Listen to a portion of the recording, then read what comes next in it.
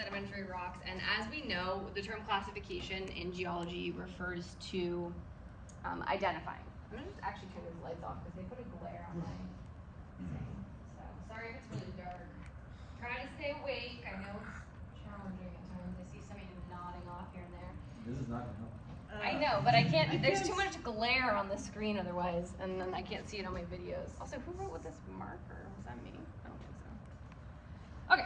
Anyway, so classification of sedimentary rocks is going to be how we identify sedimentary rocks. In the igneous rock lab, we looked at two features to identify igneous rocks: texture, which we know is the size, shape, and arrangement of mineral grains, and composition, which is what the rock is made out of.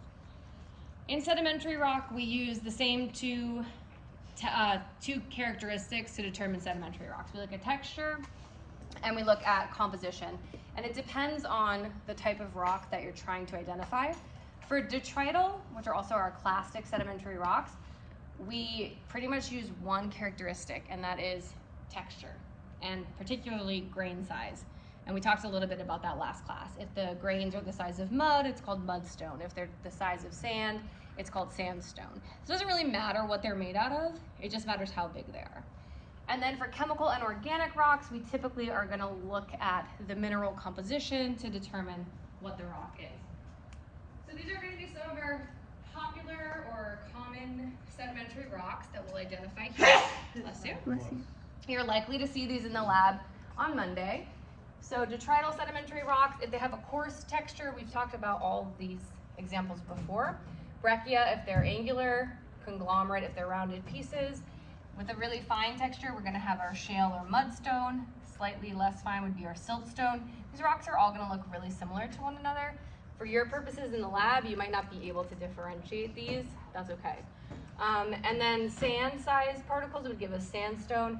They make note of Arcos here. If Arcos has abundant feldspar, so particularly it has a lot of plagioclase feldspar, so it has sort of that pinkish hue to it.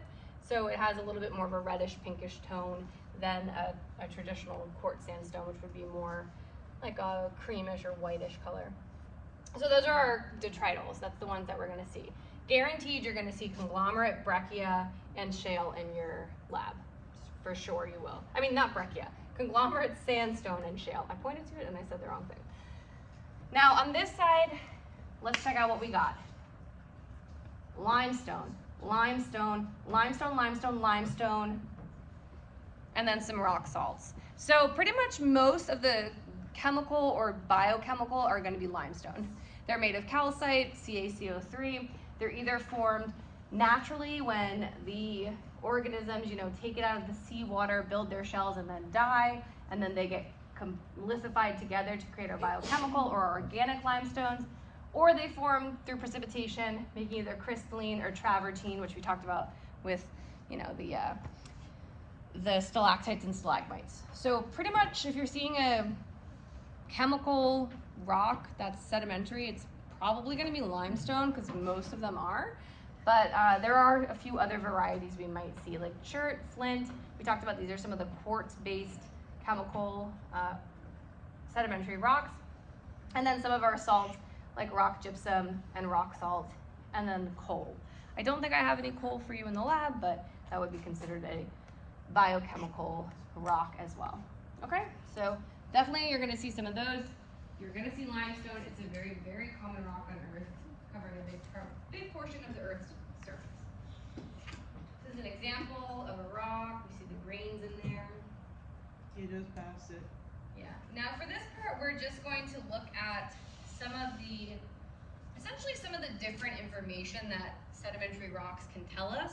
So I'm not going to take too long. I'm not going to expect you to know too much about these different types of sedimentary environments, just like a general sense of what we're looking at here. Pretty much the main takeaway is that when we look at sedimentary rocks, they do preserve evidence of their depositional environment. So that can tell us information about where they formed. So we can learn about the area. If we find a rock, for example, that has characteristics that are consistent with an aquatic environment like a deep lake, we know there must have been a deep lake in this area at some point because those rocks wouldn't have formed elsewhere. We'll also see fossils evidenced in there. And we'll also sometimes see like combinations of things that just give us more information about the history of the area. So they're just really good at, you know, telling us stuff, recording things in the rock record. The main categories of sedimentary environments are continental, sometimes also called terrestrial because it's our land base, and then we have marine, and then in between would be transitional. On continental environments, it's going to be dominated by stream erosion and deposition. We're going to learn more about running water in a couple of weeks, and I told you running water is the most effective erosional agent on Earth. It moves material really well. There's also glacial erosion, which can occur, which it is effective. Glaciers can erode land pretty effectively. They're just not as many as there are running water. And then we have wind erosion, which is not much compared to the rest. Wind is really not that good at eroding rocks, which hopefully makes sense. Usually the wind doesn't really blow hard enough to pick up like big pieces of rock the way that a running river could, or a river of ice, a glacier could. So we'll learn more about all those processes later on, but just be mindful that's kind of what reshapes sediment on Earth's surface. In the ocean, we have two different sort of environments that we look at: shallow marine environments and then deep marine environments. The shallow marine are going to be kind of right off the coasts, near the continental shelf.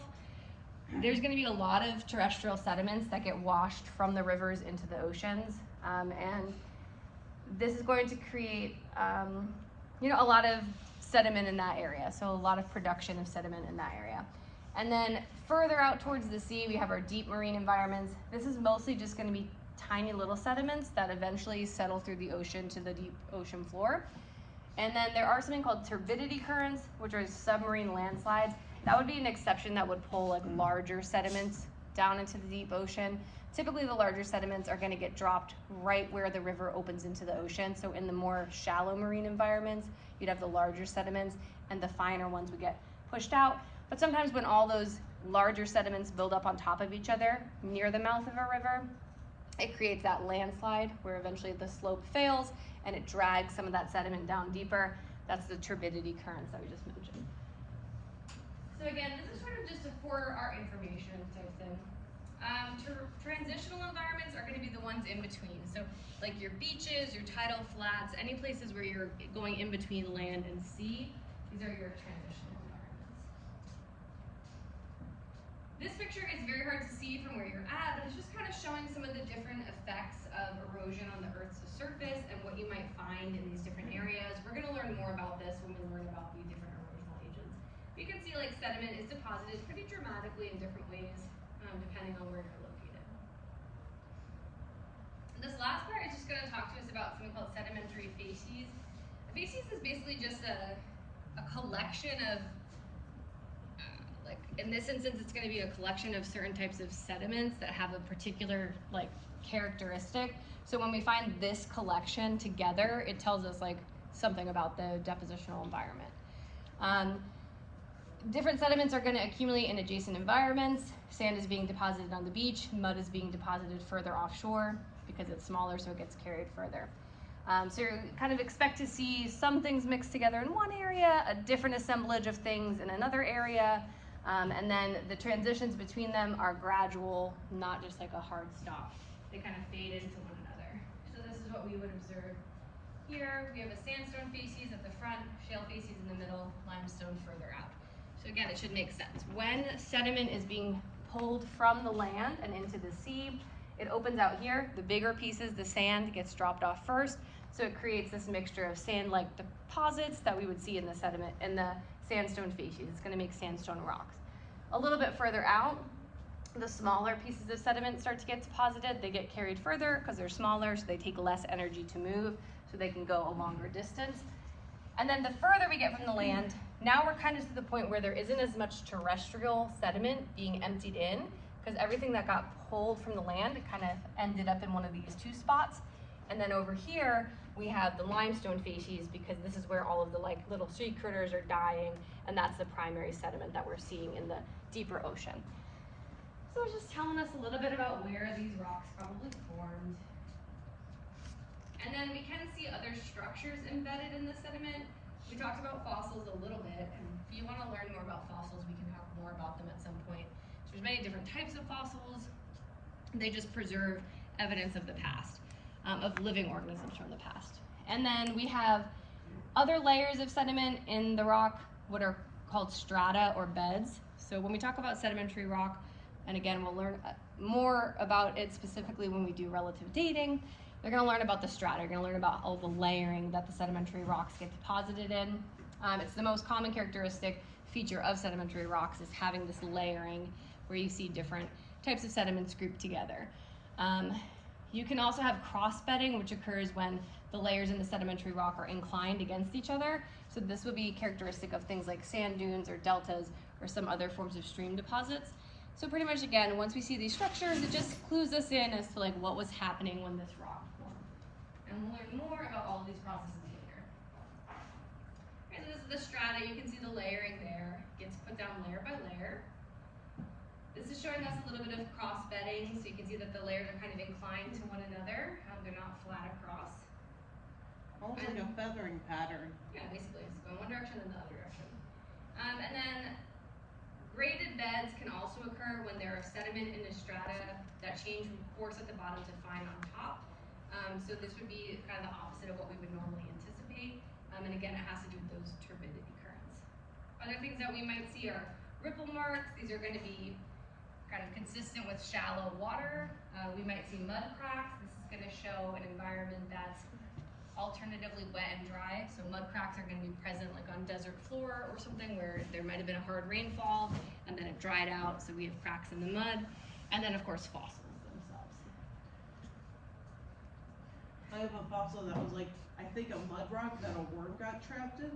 Yeah. And like you can still see the indent where the worm basically like got trapped in there. Yeah, that's what a fossil is, right? So I think sometimes people do have a misconception about fossils. They think like, oh, if I find a fossil dinosaur bone, I'm touching an actual dinosaur bone. Sorry, you're not. You're touching a rock in the exact shape of a dinosaur bone. Fossils are not typically the actual organism itself, with the rare exception of like fossils trapped in ice or tar. But if you're touching a dinosaur fossil, it's a rock. It's just in the shape of a dinosaur. And it's still very special, but it's not like an actual dinosaur's bone. All right. So then at the top there, you can see the ripple marks. And I think in your mind, you could kind of envision, this looks like if you were at a shallow lake and you were looking down through clear water, you would see those little ripple marks in the sand. So it kind of gives you a sense of like where this would have formed. And then the mud cracks that we see on the bottom right. When I was little, I used to want to be a paleontologist someday. Yeah, it's like a pretty fun job, I think. So this last slide just talks to us about the carbon cycle. We're going to learn more about the carbon cycle when we talk about global warming and climate change at the end of this term. But there are a lot of natural processes that move carbon around the Earth system, and sedimentary rocks are one place where a lot of carbon is stored. Remember, we looked at like all of those rocks that are made of calcite, all of that limestone. Calcite is a carbonate. It has carbon in it. It's called calcium carbonate. So it stores a lot of material there. Coal obviously is a sedimentary rock. It's going to store a lot of carbon as well. Typically speaking, Earth's carbon cycle is well balanced so that it maintains nice temperatures with enough CO2 in the atmosphere to keep us warm but not overly hot. And then a bunch of CO2 is stored in those rocks or underground in coal deposits. The issue right now is that we extract that coal way faster than it naturally would have been exposed. So sometimes people who are kind of against climate change or want to deny its existence will say things like, oh, well, we can't change how much carbon's on Earth. It's always been the same amount. And it's like, yes, that is true, but if you put it all in the wrong place, then it's going to throw the whole system out of balance. It'd be like saying, if you're going out in the summertime when the temperatures are hot, you're going to wear not every single piece of clothing in your closet. If you put on every single piece of clothing in your closet, you're going to die from heat stroke, right? You're going to be too hot. But if you had stored those things away where they belong and only pulled them out when necessary to keep you warm, that would be like a balanced system. What we do now is unbalanced because it should take millions of years for this stuff to come back out to the surface, and we do it much faster than that. Volcanoes would be a natural process that would release CO2 along with the weathering, the chemical weathering of some of those rocks. Like we said, limestone reacts with acid rain, so when it does, it's going to release some of that carbon. But the processes would be much slower than what we do. So this just shows you a little bit of the carbon cycle and a few of the places where carbon is stored in sedimentary rock. So some of it goes into the seawater, which then goes into the shells of organisms, which are stored in sedimentary rock. Some of the material gets buried, the biomass, which then turns into coal. Some of it is going to be in carbonate rock itself. So if the carbonate rock breaks down, it's going to go back into the atmosphere, so on and so forth. So that's a little